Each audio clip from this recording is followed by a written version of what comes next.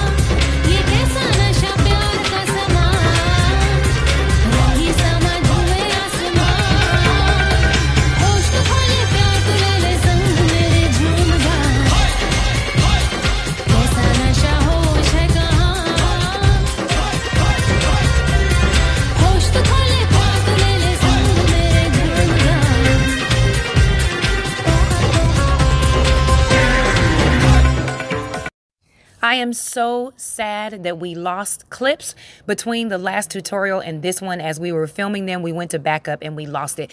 But nevertheless, I can still explain to you what I did. Even though it's slightly out of frame, you can see the old IKEA television stand as it was before we got started on it. And here what I've done is I've taken those white tiles that I brought from Home Depot, at 8 cents a piece. Yep, 8 cents and only $4 to cover the whole top of that. And I went ahead using my liquid nails and affixed those to the top of that.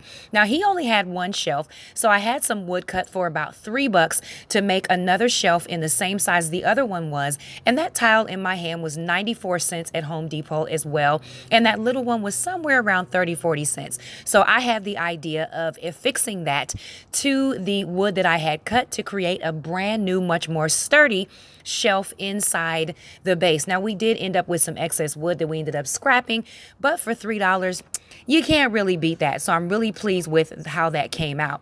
Now here what you see is me taking the liquid nails and affixing those tiles to that wood slate that I had cut.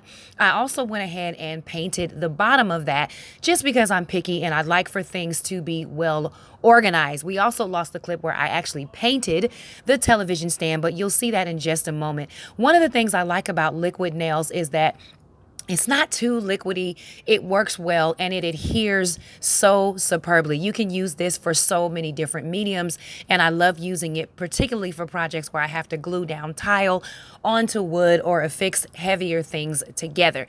And for the price, about $2, you kind of can't beat that. And then the gun alone is also about $2. So got all that at Home Depot. And here you see you don't need a whole lot. You just need enough to lay that down and affix it. And I'm careful here of spacing so that when I go to put that shelf inside the television stand, that tile is not too far over and creating an unnecessary squeeze that makes me have to force it in. So this actually fit really perfectly, and I'm so glad about that. And there it is. I did not have to grout it because it was close together. You can see that I painted the bottom of that wood, and my shelves are ready to be placed inside of the television stand. Grouting time! Okay, I'm super excited. This is like my favorite part of the process, even though I never actually get to do it because he takes over to make sure that it's done right. Nevertheless, this is the fun part, and we're gonna go ahead and grout the table, and I'm gonna come back and show you what it looks like before we paint it. Be back. And here you get to see me grouting the top of that TV stand. This is always the fun part for me. I don't know why. It's just so soothing and relaxing. Who knows? But I love this part, except the mess. Now, one of the most tedious parts of this project was taking that stencil and putting it onto the shelf that goes in the middle. I found these brushes at Hobby Lobby, not very expensive, about $6. These are what you call stencil brushes, and I'm just using my matte black acrylic paint. Now you see I've painted that middle shelf white so that when I go over this with the stencil, I'm just lightly pressing the paint inside the stencil. You don't want to take your brush and brush over that because it will bleed and fade and you'll have to wash it off like I did about 3 times, and you'll be very ticked off because that takes a whole lot of time. But once I got in the rhythm, I was able to stay within the lines and create a design that actually came out really amazing. Now, I don't show you how I got this on the front of the television stand as you saw in the beginning clip, but I did the same thing here, same process, nothing new, just dabbing that matte black paint inside that stencil and making sure to press it down so that it's not sticking up, because you don't want paint bleeding underneath that stencil. As I said before, you want to make sure that things are nice and even, because you just don't want it messy and you don't want to have to do it all over, doggone it. And this is how it came out. I really, really love it. I love it. I'm a bit of a perfectionist, so to see it come out this good was great. And here it is again, the final product. We have taken a very old, probably about $20 television stand and turned it into maybe a $65 one. Who knows? But I really, really love the pattern.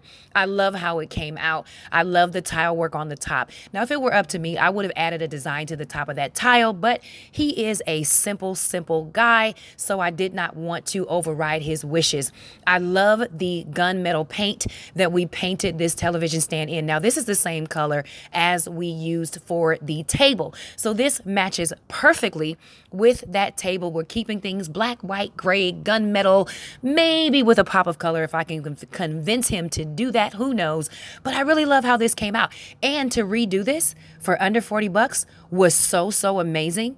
So amazing. That was the goal. And actually, I think we ended up more around like 29 bucks. So that's even more amazing. And he has a TV stand that he can keep forever. It is much more sturdy and it looks great, and it'll match whatever furniture he decides to put in his house. And here it is with his television stand and PlayStation on it. Just thought I'd show you that. Until next tutorial, you all be blessed.